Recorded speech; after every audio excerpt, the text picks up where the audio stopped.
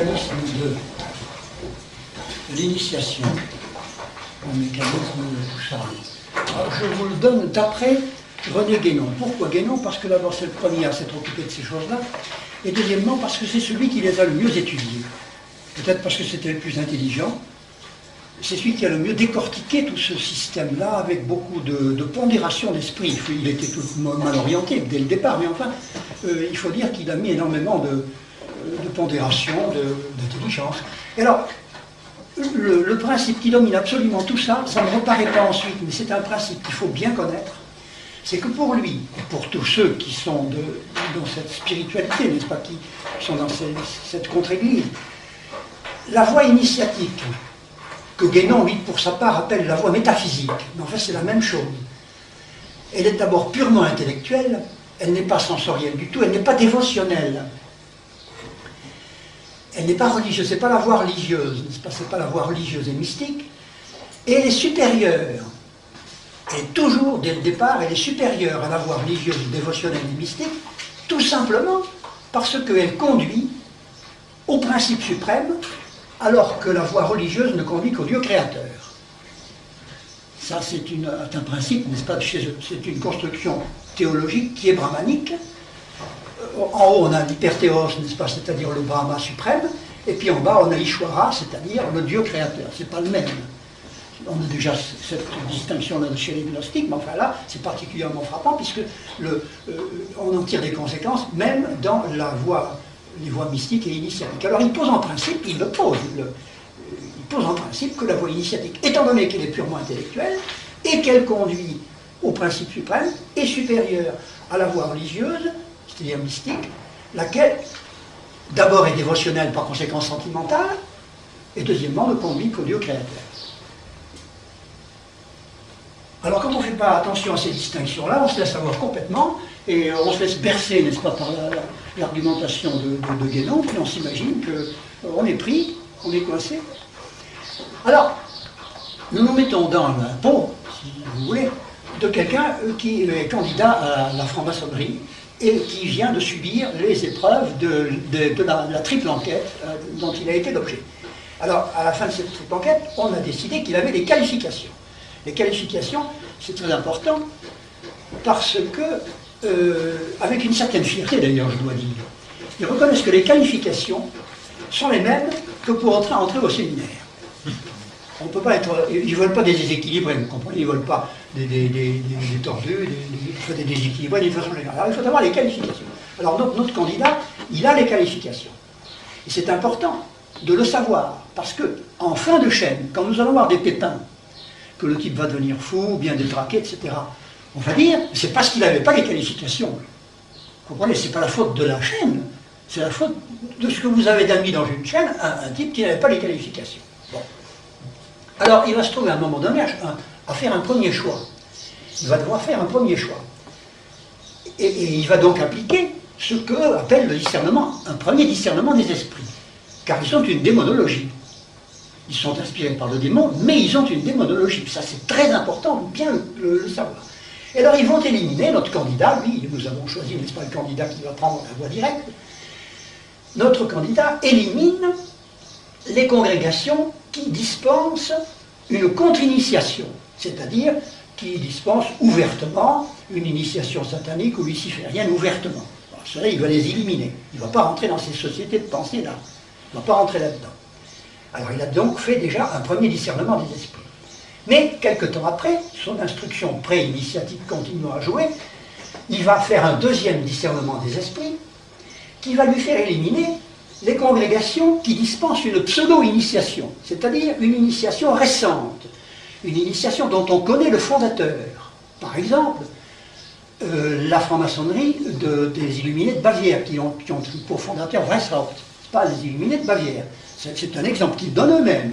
Un deuxième exemple qu'ils donnent eux-mêmes, c'est Camille Savoir, que l'on connaît pour avoir fondé la société de Memphis-Misraïm, laquelle d'ailleurs s'est incorporée à la franc-maçonnerie, ce que Guénon lui reprochait vivement.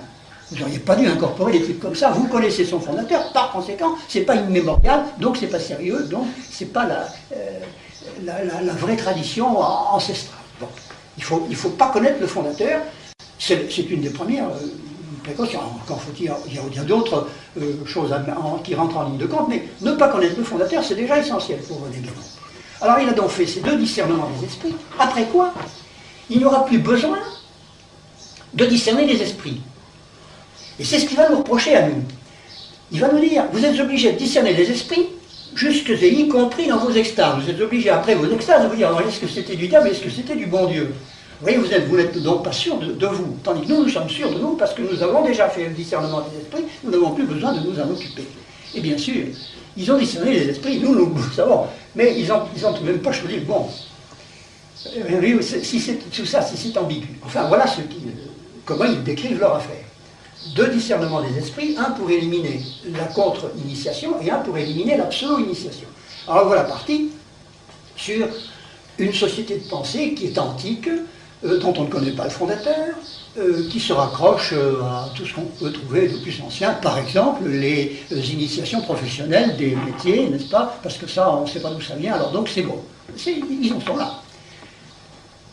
Société initiatique authentique immémoriale, c'est une. Alors là, le candidat reçoit une instruction pré-initiatique qui va être livresque, bien entendu. Et il va subir une préparation intellectuelle. Et cette préparation intellectuelle, pour René Guénon, est absolument indispensable. Il dit, devrait-on éliminer tout? Il faudrait conserver la préparation intellectuelle pré-initiatique. Voyez-vous à quel point il attache de l'importance à cette préparation livresque, intellectuelle, c'est un travail. Alors, on envoie naturellement au candidat maçon des instructeurs pour lui parler, pour l'instruire, pour lui donner des livres, pour savoir s'il les a lus, comment il les a réagis, etc. Bon. Alors, le voilà donc arrivé à la veille de la cérémonie d'initiation. Il est instruit, il a donc un bagage à l'intérieur, il a un contenu notionnel. Nous allons voir tout à l'heure pourquoi il est important qu'il l'ait acquis avant. Alors, se produit la cérémonie d'initiation. Et à ce moment-là, ce jour-là, on reçoit une influence spirituelle. L'influence spirituelle. Qu'est-ce que c'est, cette influence spirituelle? Est-ce que c'est un ange? Est-ce que c'est un Dieu? Non. C'est l'influence spirituelle tout court. Et maintenant, tout le monde se met à ce vocabulaire, personne ne parle que de l'influence spirituelle définie par René Guénon comme ça. L'influence spirituelle, c'est l'esprit, mais c'est ni Dieu ni un ange, c'est le principe suprême. C'est-à-dire que c'est une adhésion avec le principe suprême, avec l'absolu. Absolu. C'est pour ça que ça ne porte pas de nom. C'est l'influence spirituelle. Elle est réelle, ce jour-là, du fait de la cérémonie d'initiation, du fait du ritualisme. Elle est réelle, mais elle n'est pas forcément sensible. Elle peut être sensible chez certains sujets, mais elle n'est pas forcément sensible. À partir de ce jour-là, et dès le lendemain, le candidat va recevoir un enseignement qui va être ésotérique. Il ne l'était pas avant, puisqu'il n'était pas initié. Mais dès lors qu'il est initié, son enseignement va devenir ésotérique. Et il va se trouver dans un état d'initiation virtuelle, parce qu'il n'en a pas eu encore la perception sensible, ni intellectuelle, ni sensible. Et il y a des maçons qui, toute leur vie, vont se trouver, dit Guénon, en état d'initiation virtuelle. Ils auront subi l'initiation rituelle, mais elle ne sera pour eux que virtuelle parce qu'ils n'auront pas encore reçu, pleinement, si vous voulez, l'illumination initiatique, laquelle ne saurait tarder de se produire un jour ou l'autre. L'illumination initiatique sensible, alors elle est inopinée, elle est indélébile et elle est incommunicable. Alors voyons d'abord incommunicable. Elle est incommunicable parce qu'elle n'a pas de contenu notionnel. Le contenu notionnel est égal à 0. Le contenu notionnel est obtenu avant. C'est-à-dire que le maçon ne reçoit de notions initiatiques que dans la mesure où il les apporte avant. Parce qu'il s'agit de l'infusion d'un esprit. Elle consiste en une compréhension globale et une lumière sensible. On a l'impression d'une lumière sensible et en même temps d'une compréhension globale de tout, de l'univers, de soi, de Dieu, de tout ça. C'est une compréhension globale. C'est un esprit, c'est un éclairage nouveau sur ce que l'on connaissait déjà, qui ne change pas, mais qui est éclairé d'un éclairage nouveau, d'un esprit nouveau. On reçoit un esprit, et c'est pour ça qu'ils le décrivent comme une influence intellectuelle, comme une illumination intellectuelle. Quel nom peut-on donner à cet instant, n'est-ce pas, de compréhension et d'illumination? Doit-on l'appeler extase? Non, et de moins en moins on l'appelle extase. On l'appelle plutôt enstase. Du fait de ce que nous disions l'autre jour, vous savez, ce que Evola appelle l'inceste philosophal. C'est un retournement en soi-même, ça jaillit de soi. D'ailleurs, il y a des gens qui ont subi ça d'une façon particulièrement sensible et qui disent qu'ils avaient l'impression que cette lumière jaillissait d'eux-mêmes. Et il y en a même qui vont plus loin et qui disent que cette lumière jaillissait de la terre. Vous voyez, si c'est sensible à certains moments. Alors c'est inopiné, ce n'est pas valable pour tout le monde. La proportion des gens qui subissent l'illumination initiatique, moi j'en sais rien. Je crois qu'elle doit être relativement infime, enfin relativement petite. Mais enfin, il y a des intellectuels qui la subissent, et qui la subissent d'une façon absolument inopinée. Ça peut être le jour de la cérémonie, et ça peut être 6 mois ou 2 ans après, ou plus, n'est-ce pas? Alors je crois que nous avons tout dit, sauf que nous ne sommes pas occupés de son caractère indélébile. Alors là, ça demande une réflexion. Alors, indélébile, qu'est-ce que ça veut dire? Ils le répètent tous que c'est indélébile. Une fois qu'ils ont reçu ce truc-là, et qu'ils ont cet esprit, n'est-ce pas, qui les éclaire, ils ne le quittent plus. Et ils regardent le monde selon ce point de vue-là, ils ne le quittent plus. Alors, ils ont la sensation personnelle que c'est indélébile. Est-ce que c'est un caractère, pour nous chrétiens qui voyons ces gens-là de l'extérieur, n'est-ce pas? Est-ce que c'est un caractère qui est imprimé dans leur âme? Eh bien, moi je ne crois pas. Ils le prétendent, mais moi je ne crois pas. Et j'ai trouvé, au hasard de mes lectures, alors là vous allez me dire si j'ai eu raison, dans Saint Paul, 2 ou 3 petites notions, mais là je les ai notées de mémoire. Alors vous m'excuserez, j'ai les références, elles sont exactes. Mais le texte c'est de mémoire, mais vous vérifierez. Alors dans la 2e Thessaloniciens 2:12, on lit ceci: c'est pourquoi Dieu leur envoie operationem erroris ut credant mendatio, des opérations d'erreur, voyez-vous, des operationem erroris. Alors qu'est-ce que c'est que ces opérations d'erreur? Mais ça semble bien quand même être des choses du type initiatique. Pensez bien que du temps de Saint Paul, il y avait des initiations comme bien là maintenant, et il n'a pas été sans y penser. Et je pense que operationem erroris, ça peut s'appliquer à ça. Maintenant, ça c'est moi qui dis ça. Hein. Les exégèses, il faut être très... enfin, je donne ça comme ça. Puis j'en ai trouvé une autre qui ressemble bien à ça, qui répond à la question du caractère indélébile. Attendentes spiritibus erroris, on retrouve la même chose, spiritibus erroris, et doctrinis demoniorum, in hypocrisie loquium mendatium, et abentium suam conscientiam coteriatam. C'est-à-dire que leur conscience est comme cautérisée. Alors évidemment, vous me direz, la cautérisation, c'est bien une marque indélébile. Oui, bien sûr, mais alors pourquoi Saint Paul dit-il conscientiam et non pas animam? Je suppose que ce n'est pas par hasard. Et je dis cela tout simplement parce qu'il ne me paraît pas normal de penser que le démon ait le pouvoir d'imprimer un caractère. On peut lui supposer toutes sortes de puissances, mais celle-là, faire comme Dieu et imprimer, comme c'est le cas des sacrements qui impriment un caractère, comme le baptême, la confirmation et l'ordre, eh bien ça, je ne le crois pas. Ce n'est pas un anti-sacrement, c'est une singerie de sacrement, si vous voulez, mais je ne pense pas qu'on puisse lui reconnaître la puissance de créer un caractère dans l'âme. Il peut cautériser la conscience, oui, mais imprimer un caractère, enfin tout ça, je vous le donne, parce que quand même, ce sont des choses pour un prêtre qui sont intéressantes, n'est-ce pas? Mais je le donne tout à fait en pointillé. Pour essayer d'expliquer, alors, des notions qui, elles, sont parfaitement décrites chez les subversifs, comme quoi l'illumination initiatique est inopinée, indélébile et incommunicable. Alors, incommunicable, nous avons vu pourquoi, et indélébile, eh bien, nous sommes en train d'essayer de savoir jusqu'à quel point.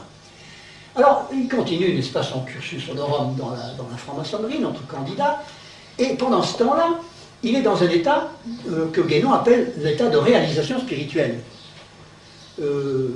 Ça prépare à ce qu'ils appellent, eux, la délivrance. C'est un état préparatoire à la délivrance. Ils se sont eux-mêmes spirituellement réalisés parce que leur soi est changé, leur manque d'une cuisine comme ça. Et alors, il va subir dans le cours de sa carrière, d'autres initiations. Il va avoir des augmentations de salaire. Que vous connaissez bien maintenant. Et alors, de temps en temps, il va lui tomber sur le dos une nouvelle illumination. Ça lui arrive. Plusieurs fois dans sa carrière, il y aura un éclair comme ça de compréhension. Il pourra en avoir plusieurs fois. Et il y en a de ces éclairs de compréhension qui sont même décrits maintenant. Et il y a des savants, j'en ai entendu un à France Culture, un savant de Chicago, un type qui a une chaire en faculté, et qui expliquait qu'il avait vu la danse de Shiva. Alors il me dit, qu'est-ce que c'est ça la danse de Shiva? Oui, ça. J'ai vu la danse de Shiva, c'est extrêmement net. Je me trouvais sur une plage, et je rêvassais à mes travaux atomiques, etc. Et puis tout d'un coup, je me suis vu comme si j'étais infusé par les atomes de l'univers qui passaient en moi en scintillant, et à la danse desquels je me trouvais lié, avec des atomes qui se créaient, d'autres qui disparaissaient, etc. Et j'étais inclus dans cette danse-là.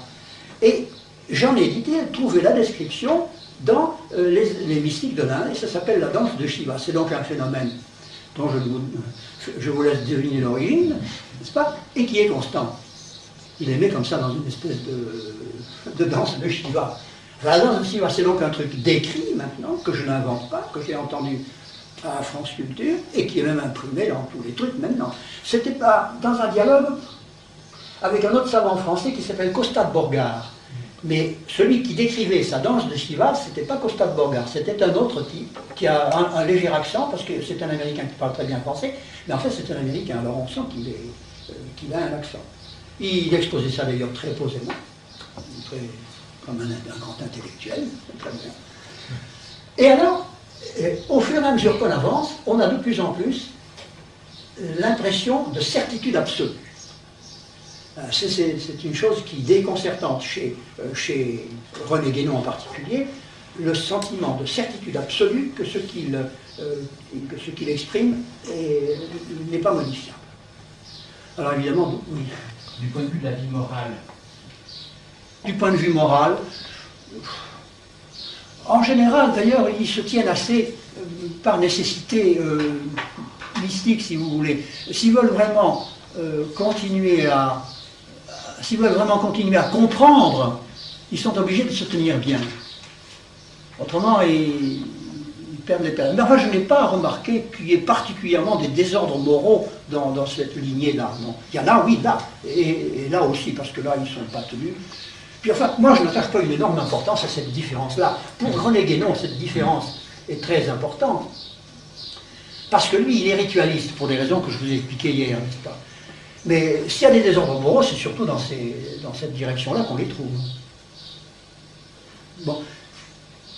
Ben écoutez, alors je crois qu'on en a fini avec le mécanisme de l'initiation. Je vous ferai passer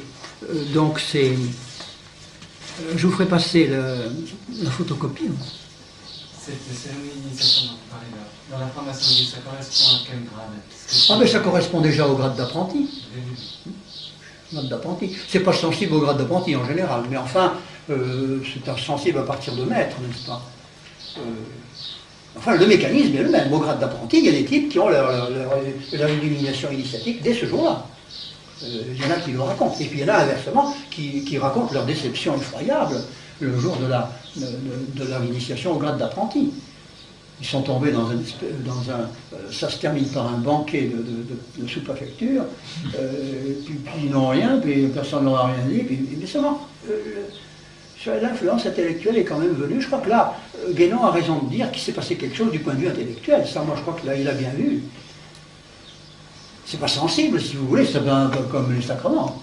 Quand vous recevez l'absolution, vous n'avez pas un machin qui vous tombe sur le dos. Ça se trouve comme ça, c'est dans l'ordre des choses.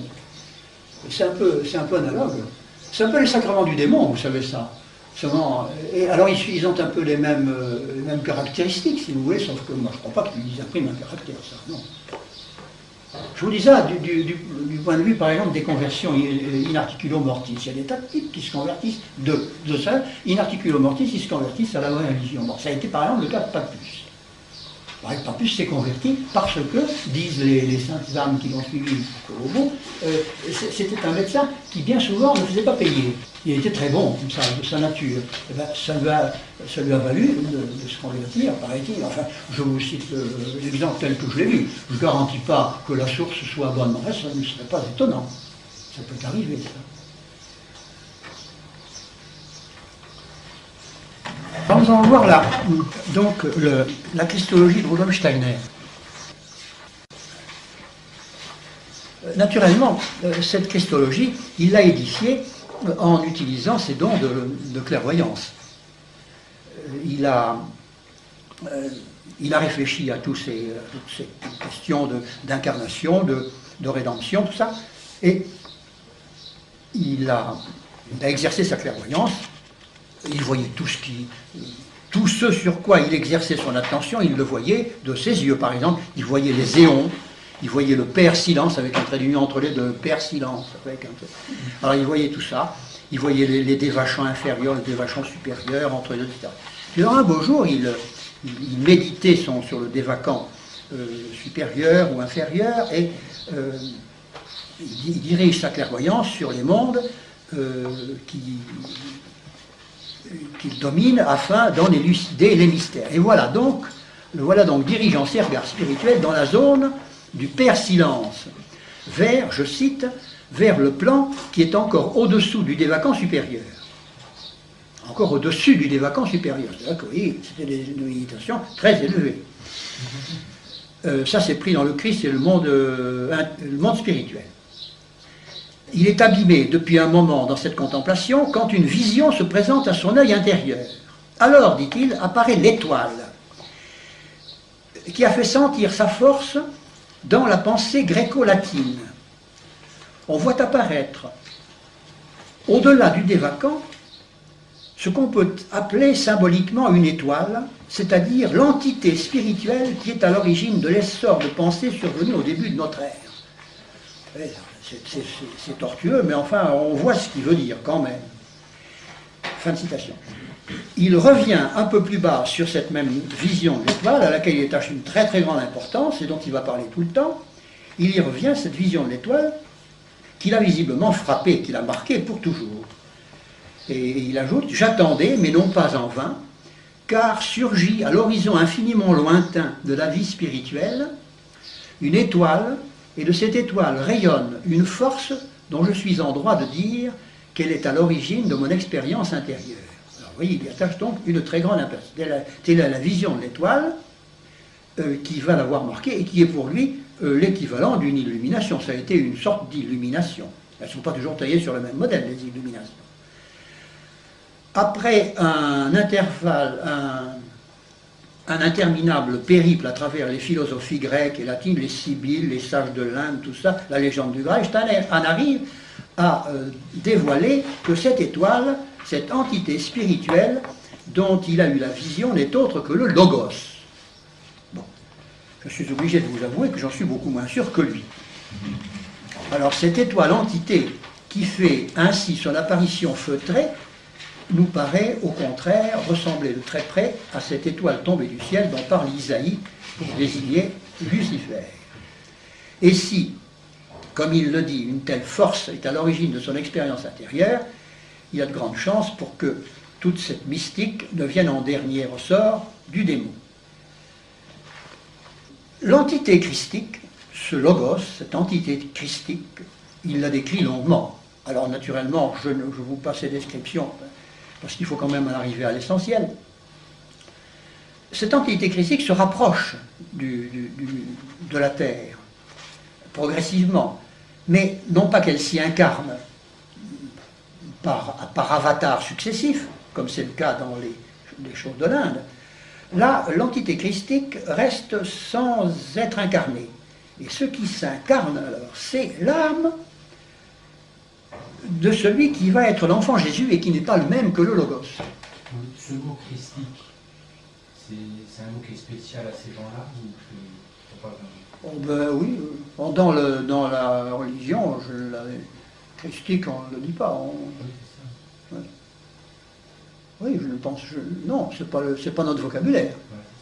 Ils le disent comme ça pour changer et puis pour donner un air plus scientifique.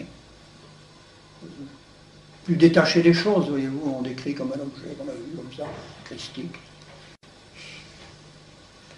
Quoi qu'il en soit, la fréquentation du soleil... Ah oui, attendez, il faut même que je n'aille pas trop vite. Mais déjà, l'entité christique avait amorcé sa marche d'approche vers la Terre. Sa première étape fut le soleil, dès qu'il fut devenu un astre indépendant. Car le soleil, autrefois, n'était pas un astre indépendant. Le soleil, la Terre et la Lune ne faisaient qu'un seul et même astre. Et de cet amoncellement, le soleil s'est détaché le premier en entraînant avec lui un certain nombre d'âmes privilégiées. La Lune s'est détachée ensuite, et la Terre est restée seule avec des hommes. Mais des hommes qui étaient très curieux, parce qu'ils avaient la forme de mollusques, qui nageaient dans l'eau. Mais encore, ce n'étaient pas les premiers hommes, parce que les premiers hommes, en réalité, sont nés sur Saturne. J'arrête parce que... Alors, l'entité christique se rapproche donc de la Terre. Alors, en termes obscurs, presque hésitants, Steiner met l'entité en rapport intime avec le Soleil, soit qu'il s'identifie avec lui, avec le Soleil proprement dit sur le plan purement symbolique, soit qu'il se mêle, cette entité christique, aux âmes qui ont été entraînées par le Soleil, comme je vous disais, quand il s'est détaché de l'astre hélioterrestre initial. Quoi qu'il en soit, la fréquentation du Soleil par l'entité christique produit certains résultats qui demeurèrent liés aux activités du Soleil. Ça, c'est Steiner qui le dit. Dans leur cérémonie du Goetheanum à Dornach, les anthroposophes chantent un hymne au Christ Soleil. Si nous avons le temps, je vous le lirai, parce que je vous le dirai en français, mais en allemand, il est assez beau d'ailleurs, c'est assez puissant comme tous ces trucs. Quand c'est lyrique, c'est très entraînant, qu'on conçoit, n'est-ce pas? Alors par étapes, l'entité se rapproche donc de la Terre. Et les grands instructeurs de l'Inde l'ont vu, pour ceux que ça ne leur a pas échappé, ça. Les Sibylles aussi. Du pourtour méditerranéen. Mais c'est le personnage de Zoroastre qui sera le premier grand bénéficiaire de cette visite anticipée de l'entité christique en train de se rapprocher de la Terre. Zoroastre, lui aussi, à sa manière, aura sa vision de l'étoile, comme plus tard Steiner.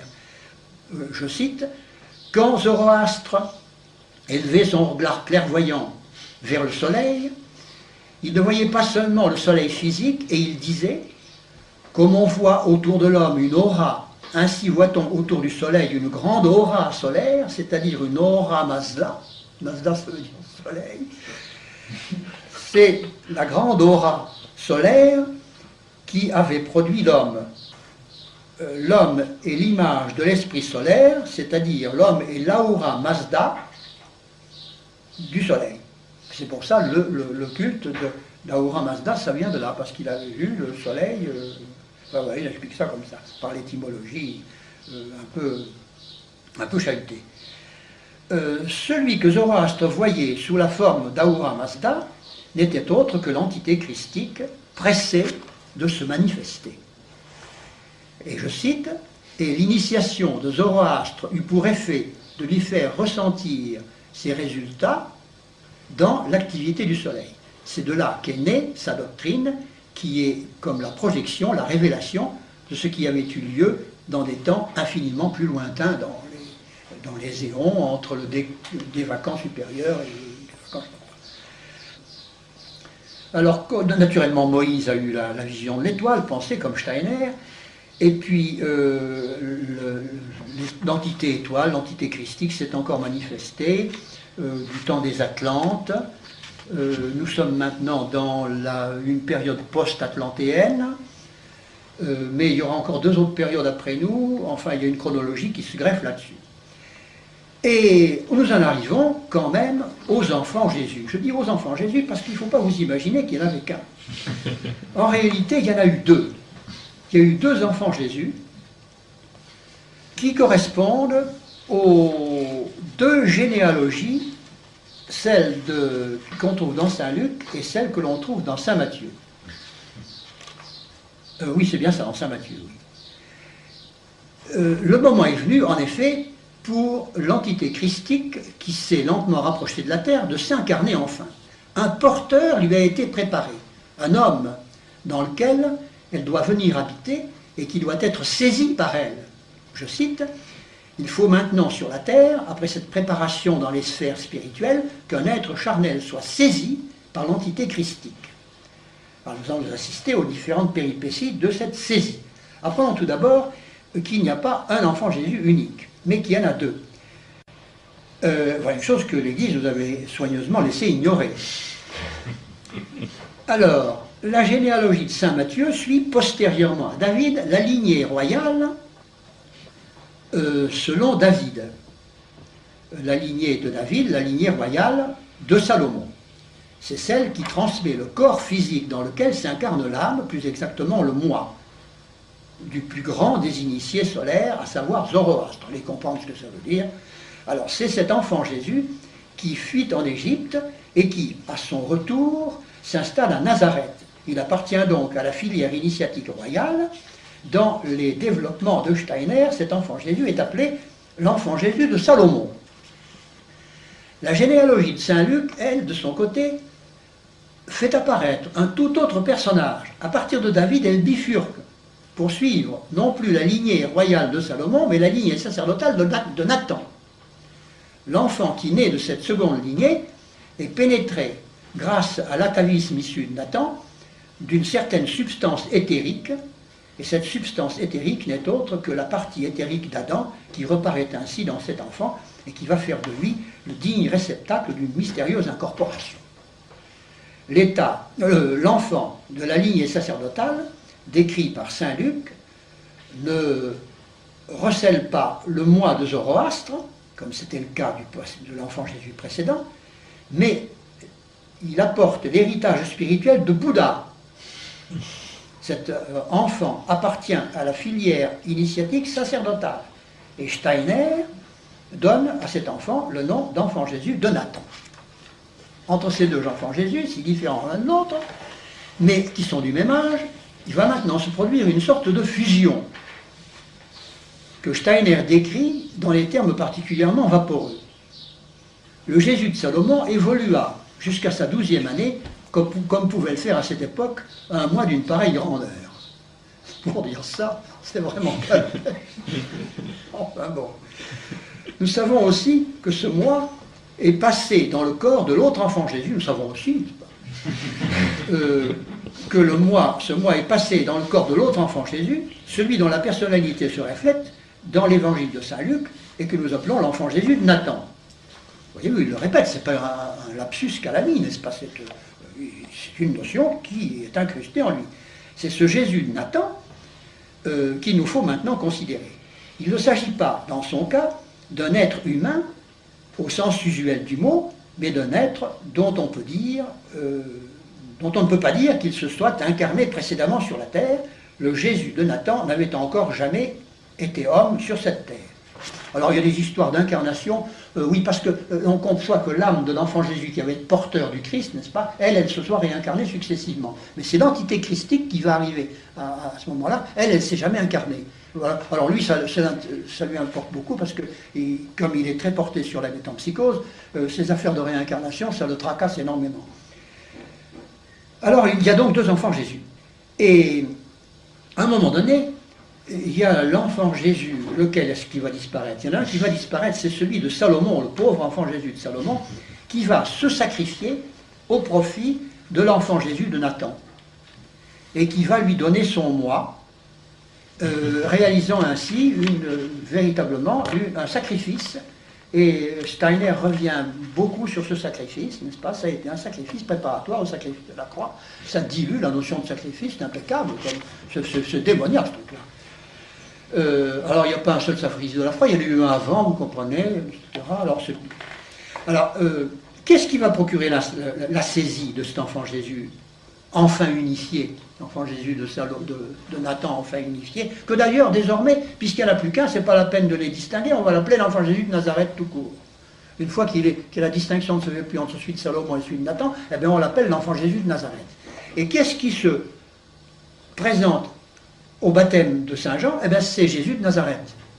Il ne fait plus la distinction, puisque la chose a eu lieu avant.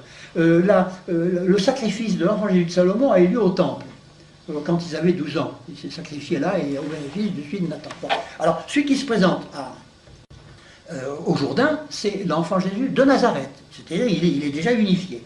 Alors, c'est là qu'il va être saisi, au Jourdain, il va être saisi par l'entité christique. C'est au Jourdain que va avoir lieu la saisie par l'entité christique. Et en réalité, c'est une saisie qui va consister simplement pour le Jésus de Nazareth à recevoir le moi supérieur de l'entité christique. Je ne sais pas si vous suivez, tout ça est bien compliqué, mais ça n'a pas d'importance, vous savez. Ça change avec un autre auteur. Vous trouverez des trucs analogues dans un autre auteur, dans les voilà, vous trouverez des trucs comme ça, mais ça ne sera pas tout à fait pareil. Alors donc, le moi, c'est le moi supérieur de l'entité christique, mais ça je dis bien, parce que je répète fidèlement, qui va s'incorporer au moment du Jourdain à Jésus de Nazareth. Alors l'entité du Christ est descendue des hauteurs spirituelles au moment du baptême, et est demeurée dans le corps de Jésus de Nazareth. C'est bien ça. Alors pour faire place à ce moi supérieur qu'il a saisi et dont il est devenu porteur, il a fallu que Jésus fasse de nouveau le vide en lui, comme Salomon l'avait fait le vide, n'est-ce pas, celui de Salomon. Il a fallu qu'il se produise un nouveau sacrifice. Alors il y a encore là un sacrifice qui s'est fait au profit de l'entité christique qui a donné son moi à Jésus de Nazareth. Bon. Alors ce sacrifice consiste dans le fait que rien n'était plus noble que le corps de Jésus de Nazareth quand il est arrivé au Jourdain, alors des grands coups d'encensoir, rien n'était plus beau que cet être-là, qui était un être d'exception, tout ça. Alors pour les coups d'encensoir, ça, ils sont très forts. Mais pour retourner les notions, ils le sont aussi. De telle sorte que Jésus de Nazareth repart du Jourdain tout autre qu'il n'y était arrivé. Il repart porteur du moi supérieur de l'entité christique. Et c'est ainsi qu'il va se présenter au calvaire. Alors j'ai noté en passant pour une citation, parce que j'en ai trouvé beaucoup, mais je ne peux pas tous les une citation d'un passage de Saint Irénée. Je cite Saint Irénée. Car il n'y eut pas alors une descente d'un prétendu Christ sur Jésus. Car il n'y eut pas alors une descente d'un prétendu Christ sur Jésus. Et l'on ne peut pas prétendre que autre était le Christ et autre Jésus. Lui, ces termes ne sont pas alambiqués. Mais le Verbe de Dieu, le Sauveur de tout et le Seigneur du ciel et de la terre, ce Verbe qui n'est autre que Jésus, ainsi que nous l'avons montré déjà, pour avoir revêtu une chair et avoir été oint de l'Esprit par le Père, est devenu Jésus-Christ. C'est une onction, on pourrait peut-être dire Jésus avant, Christ, il était déjà, mais nous ne le savions pas. Tandis que son onction a été manifestée, non pas qu'elle ait été faite à ce moment-là, mais elle a été manifestée au moment de ça, c'est du classicisme intégral, n'est-ce pas? Par conséquent, alors là on s'y reconnaît. Alors j'ai vu une notion, mais on en a des quantités, parce que c'est pas une notion steinérienne, ça, cette affaire les deux enfants de Jésus, c'est pas une affaire. Les deux enfants de Jésus, ça vient loin. On cite, j'en ai vu d'ailleurs un certain nombre. Il y a un bouquin qui est apparu avec des reproductions de certains tableaux de la Renaissance qui font apparaître la Sainte Vierge entourée de 3 enfants. Alors il y en a un qui est Saint Jean-Baptiste, qui est facile à reconnaître toujours parce qu'il est toujours avec sa peau de mouton, généralement une petite croix puis un machin. Et puis alors 2 jumeaux. Ben, c'est une vieille idée gnostique comme quoi il y avait 2 enfants de Jésus. C'est à cause de ces 2 généalogies. Ils ont saisi ce truc-là, vous comprenez, et alors ils en ont fait 2 enfants de Jésus pour brouiller, pour nous embrouiller. Mais ça, c'est une notion qui... Alors lui, il est possible que Steiner l'ait vu dans sa clairvoyance. Mais alors s'il l'a vu dans sa clairvoyance, c'est que c'est le même inspirateur qui inspirait déjà les gnostiques, qui lui a fait voir ça. Ou bien alors il l'a lu dans les gnostiques, et s'il l'a lu dans les gnostiques, eh bien, c'est que ce qu'il appelle sa science de clairvoyance, c'est pas une science puisque c'est subjectif. Alors nous avons donc Jésus-Christ se présentant au Golgotha comme ça. Alors dans les développements de Steiner, le mot de Golgotha revient avec une fréquence qui ne peut pas manquer d'attirer l'attention. Il ne fait pas de doute que cette répétition inlassable dénote chez lui une véritable fascination. Ça, c'est même effrayant. Il y a un de ses livres le mot de Golgotha revient à presque toutes les pages. Et il appelle ça l'événement du Golgotha. L'événement du Golgotha. Mais alors, au Golgotha, qu'est-ce qui s'est passé pour Steiner? Eh bien, ce n'est pas du tout une rédemption, c'est-à-dire un rachat, c'est-à-dire le mécanisme par lequel le juste s'est substitué au pécheur pour apaiser la colère divine, justement enflammée contre les coupables. Pas du tout, ce n'est pas ce mécanisme-là qui s'est fait. Le Christ sur le Golgotha a été un agent de spiritualisation. Ça, vous pouvez le noter parce qu'il a été ça et il n'a été que ça. C'est un agent de spiritualisation. Il a fait passer la terre, l'homme, la création, à un état supérieur de spiritualisation. Alors, l'opération du Golgotha est une initiation qui va transformer le moi humain individuel, qui va transformer l'humanité et qui va transformer les modalités de l'initiation qu'on avait connue du temps du paganisme. C'est ça qui va faire monter l'initiation à un cran supplémentaire, à un stade supplémentaire. Alors reprenons tout de même ces trois choses. D'abord sur le plan individuel. Le mystère du Golgotha a provoqué une imprégnation de la substance humaine par le divin. Je cite, « L'homme a reçu puissance de spiritualiser dans les profondeurs de son moi, son être psychique, vital et physique. La mort-résurrection, avec un trait d'union entre les deux, et ça il le met toujours, la mort-résurrection, pour ne pas être accusé d'escamoter la résurrection. La mort-résurrection du Christ a insufflé une nouvelle vie au corps éthérique. Cette vie nouvelle, impérissable, a été apportée dans le corps éthérique par le Christ. Il dépend donc du Christ que le corps humain, sinon sans cela voué à la mort, soit transformé, préservé de la corruption, doué de la faculté de prendre une forme incorruptible. Le Christ a déversé la vie dans le corps éthérique. Voilà, c'est un agent de spiritualisation. Alors un peu plus loin, il ajoute, par le mystère du Golgotha, le moi humain est christifié. Christifié, c'est-à-dire qu'il est spiritualisé. Sur le plan général maintenant, la vertu du Golgotha incorpore un surcroît de vie spirituelle à l'ensemble de l'humanité. Je cite, « L'impulsion christique a pu s'être manifestée à travers Jésus de Nazareth, l'impulsion christique, s'est unie à l'évolution de la terre. Une nouvelle ère commence pour l'humanité par le fait que le Christ est devenu l'esprit de l'humanité terrestre. » Fin de citation. Ça fait penser à un livre de Teilhard de Chardin qui s'appelle L'Esprit de la Terre, qui est un petit peu dans ces thèses-là. Les influences sur Teilhard, c'est net. Ah oui, ah oui. Ou bien alors il s'est influencé par Steiner, ou bien alors il subit une influence qui vient du même tronc. Ça, on ne peut pas savoir si c'est Steiner lui-même qui l'a influencé, ou bien si c'est parce qu'il a été influencé par la même influence.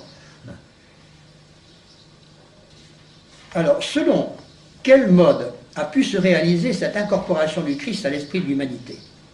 Nous savons déjà que ce n'est pas selon le mode de rachat. Certes, on conserve le mot de rédemption. Ah ça oui, on va le conserver, le mot de rédemption. On va le conserver précieusement. Et le mot de résurrection aussi. Mais il prend un sens d'un simple processus de spiritualisation. C'est par un mode de connaissance, plus exactement par une nouvelle et meilleure intelligence de l'Évangile que se fera cette incorporation spirituelle. Une meilleure intelligence de l'Évangile donnée par qui, évidemment, par moi, Steiner. Cette nouvelle et meilleure infusion de... Oui, Oui, c'est ça. C'est une nouvelle intelligence de l'Évangile. Je cite. L'intelligence de l'Évangile de Saint Jean en particulier conduira l'humanité à la compréhension la plus étendue du mystère du Golgotha, de la mort, perdant pour l'évolution humaine son caractère trompeur. Curieux comme expression.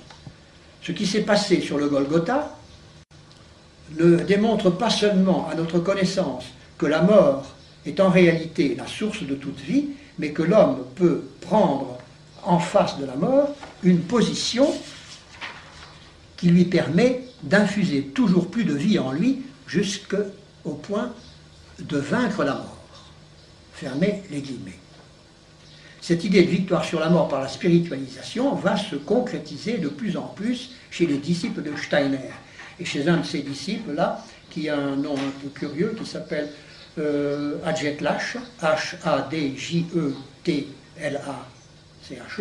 Adjetlache, il s'appelle Louis Adjetlache, qui a écrit un livre, qui a écrit la préface de l'évangile de Saint Jean dans ses rapports avec les autres évangélistes, qui est de Steiner. Ce livre de Steiner a été préfacé par Adjetlache, et voici ce qu'on lit dans la préface.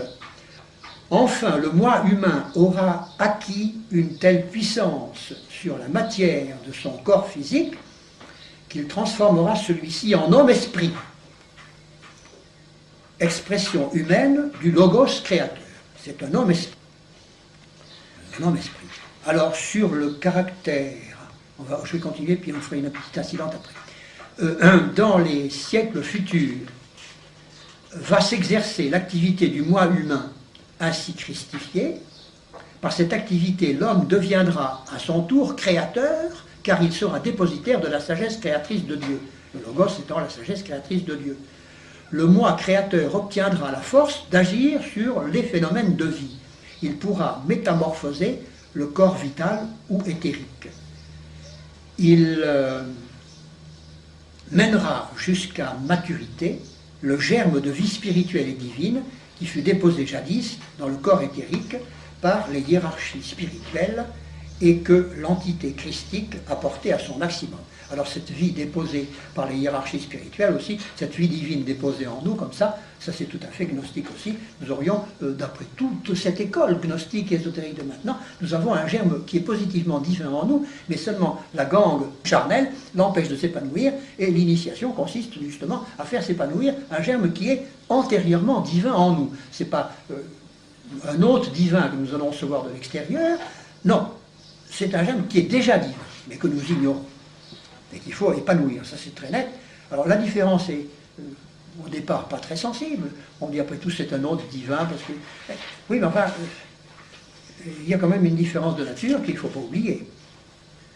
Et alors, le troisième effet de cette spiritualisation par le logos, n'est-ce pas, par l'entité christique, joue sur l'initiation.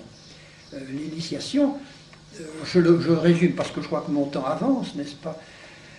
L'initiation d'inconsciente, voilà ce qui s'est passé, n'est-ce pas? D'inconsciente qu'elle était, l'initiation est devenue consciente avec l'action de cet agent de spiritualisation qui a été le Christ. Voilà, tout se résume en cela. C'est dit d'une façon alambiquée, mais tout se résume comme ça. L'initiation est devenue consciente. Et alors, nous ne pouvons donc pas nous passer de cette initiation christique. Et on comprend, c'est Steiner qui dit ça, et on comprend ces démêlés avec les hindouistes de Madame Blavatsky et d'Annie Besant, qui eux ne voulaient pas entendre parler de ce cran supérieur apporté par l'initiation de notre Seigneur Jésus-Christ, la prétendue initiation de notre Seigneur Jésus-Christ. Alors voyez-vous, tout ça parce que Steiner tenait absolument à recruter dans une clientèle chrétienne. Il se disait chrétien, il voulait transformer le christianisme. Alors pour transformer le christianisme, il faut commencer par ne pas lui tirer dessus avec des boulets de canon, c'est évident. Il faut rentrer dedans en douceur, et c'est son cas. Et alors, on peut se poser la question de savoir quelle est la nature de l'entité christique que Steiner a vu arriver, se rapprocher de la Terre. Eh bien, il est absolument évident que c'est une entité angélique. S'il a vu quelque chose, eh bien, il a vu un ange. Et d'ailleurs, il le dit. Je cite, « L'être angélique habité par le Christ, l'être angélique habité par le Christ, dut accomplir un acte qui rejette hors de l'âme humaine l'élément chaotique qui devait en être expulsé pour que l'harmonie et l'ordre puissent régner dans la pensée, dans le sentiment et dans la volonté. Une image s'offre à nous, faisons-la vivre devant notre regard intérieur de clairvoyance. C'est l'image d'un être angélique, de l'être qui est encore dans le monde spirituel, mais qui deviendra plus tard l'enfant Jésus de Nazareth. Ça fait partie de ces cogitations avant d'en arriver au Golgotha, à l'incarnation, etc. Et quand il pensait déjà au rapprochement d'entité christique, voyez-vous, il pensait à un être angélique purement et simplement. Alors, il est bien évident que c'est assez démoniaque tout ça. Je cite encore, dans les mystères apolliniens, n'est-ce pas, on disait qu'une très grande divinité avait un jour pris possession d'un être de la hiérarchie des anges et qu'un reflet de son action harmonisatrice sur la pensée avait consisté dans l'invention de la musique. Il parle d'Apollon et puis des dieux de l'Olympe, n'est-ce pas. Et il revient tout le temps sur cette idée que son observation occulte lui a permis de penser qu'il s'agissait d'une entité angélique. Alors, il est bien évident, de telle sorte que la prétendue christologie de Rudolf Steiner nous donne du Christ une définition dans laquelle Lucifer peut venir se loger sans qu'on soit obligé d'en changer un mot. Il suffit, si on adopte les définitions christologiques de Rudolf Steiner, on finira par adorer l'Antéchrist. Alors je vais vous lire l'hymne au Christ Soleil qui est chanté en chœur par les manifestants anthroposophes qui se réunissent dans cette immense salle de théâtre du Goetheanum de Bâle, enfin de Dornach. Dornach, je vous ferai remarquer que ça veut dire épine, encore une fois. Dorn, ça veut dire épine en allemand. C'est assez curieux qu'il y a quand même des lieux qui sont marqués. Ils font du symbolisme, mais comme le bon Dieu en fait un symbolisme encore plus subtil, ils retombent sur les trucs qui sont marqués comme ça. Alors ils chantent en chœur, il y a un refrain, enfin, je n'ai pas tout mis, parce que alors c'est d'une longueur, comme ces trucs allemands, ça n'en finit plus. Ben, j'en ai noté que très peu. Lumière du monde, Christ soleil, échauffe nos cœurs, éclaire nos fronts, pour que soient bonnes les volontés qui germent dans nos cœurs et mûrissent dans nos esprits. Au tournant des âges, la lumière spirituelle des mondes entrant dans le flot de l'essence terrestre. Les ténèbres de la nuit devaient cesser d'agir. Alors la claire lumière du jour rayonna dans les âmes des hommes. Lumière qui réchauffe les cœurs des pauvres bergers, lumière qui allume le front des sages rois. Âme de l'homme, tu vis dans les membres qui, par le monde de l'essence, te portent jusqu'à l'essence de l'océan spirituel. Exerce la souvenance de l'esprit dans les profondeurs de l'âme, où dans l'activité de l'être créateur des mondes, ton moi, dans le moi de Dieu, puise son essence. Et en vérité, tu vivras dans l'essence cosmique de l'homme. Car l'Esprit Père agit dans les hauteurs, aux profondeurs des mondes engendrant l'être, séraphins, chérubins et trônes, faites retentir depuis les hauteurs la parole que renvoient les profondeurs, et elle dit ex deo nascimur. Alors il y en a des cantiques, parce que ça c'est encore que pour les séraphins, les trônes et les chérubins. Alors il y a tout un nouvel hymne pour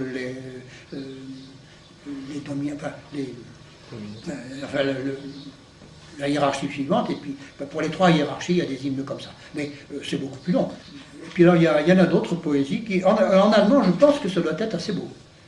D'ailleurs, il y a beaucoup de monde qui vient à ces cérémonies du Goetheanum. Et alors, l'ami en question dont je parlais, et qui a assisté à ces trucs-là, dit que il y a le public qui vient là, et puis il y a l'aréopage. Alors l'aréopage s'isole dans des pièces séparées, on ferme la porte, et puis... Alors, il a même une amie, mon bonhomme, là, qui un jour s'est trouvé enfermé comme ça. Et c'est qu'elle n'emmenait pas large. Et d'ailleurs, ça lui a fait virer sa cutie, et elle a cessé, elle a dit, oulala, si on est enfermé comme ça, elle a frémi, là, elle s'est dit, oulala, elle n'a pas raconté ce qui s'était passé, parce que c'était un peu une tête en l'air, et un peu cervelée, mais voyez-vous, c'est très hiérarchisé, comme dans tous ces machins-là, d'ailleurs. Mais en Allemagne, ils sont très très puissants. Ils ont des écoles, Ils récupèrent les handicapés. Ils ont fait leur spécialité. Ils récupèrent des handicapés. Ils sont très spécialisés dans la récupération des handicapés. Alors ils ont 2 ou 3 trucs qui marchent, ils les appliquent, et ça marche. Et ils font des handicapés, ils en font des entreprises. Pas forcément, non, je crois pas, non. Je crois pas. Je crois qu'ils se contentent de les garder comme élèves. Non, vous savez, tous ces types, ils appliquent les qualifications, là, hein. Ils font très attention. Ce sont les petits bonshommes du satanisme qui prennent n'importe qui.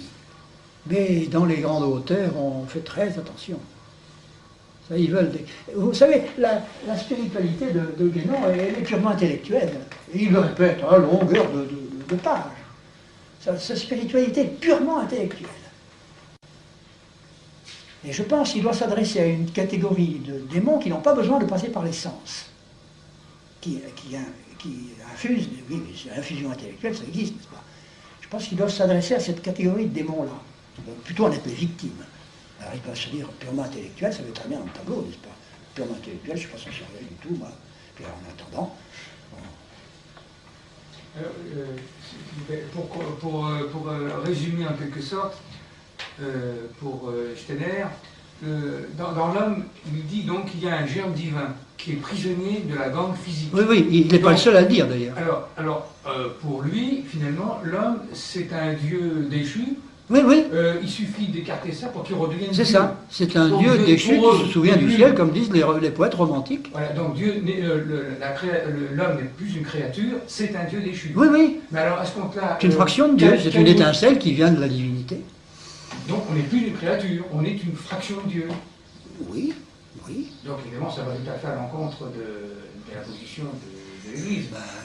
Oui, seulement avec cette nuance. Pourquoi ce Dieu que nous sommes est-il déchu? Puisqu'au fond, on peut considérer qu'on est déchu. Ah ben oui, mais c'est toute la mythologie gnostique est faite pour nous expliquer pourquoi il y a eu des déchéances. Tout ça, ça vient d'une bévue de la Sophia. Ne nous lançons pas là-dedans, parce qu'alors là, nous en avons fini. À un moment donné, la Sophia de Dieu a commis une bévue, c'est-à-dire que... C'est Dieu qui... c'est Dieu qui est fautif. Ah oui, moi ça va à tous les coups. D'où le fait que la notion du rachat, l'humilité, pour oui, en quelque sorte. Pour faire éclater la gangue, ça n'a pas de sens. Il suffit. Oui, il faut faire éclater cette gangue, mais pas par le rachat, pas par l'humilité.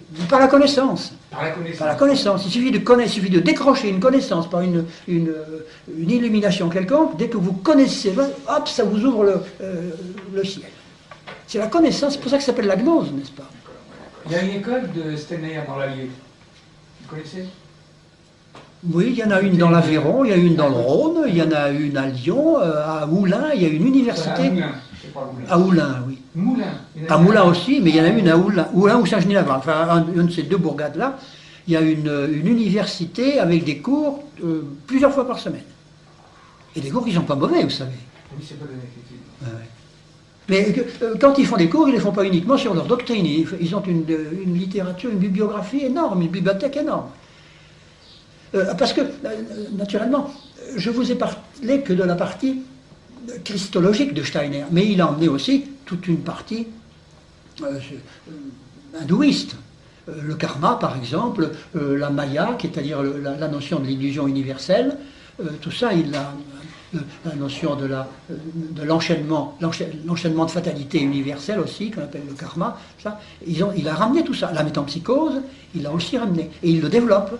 Et il y a une bonne moitié de toute sa littérature qui est consacrée à ces choses hindoues. Et puis l'astrologie, bien entendu, et puis le pendule, et puis tout ce qui peut aller avec tout ça. Je ne dis pas que le pendule soit mauvais, non, mais enfin, il l'exploite bel et bien.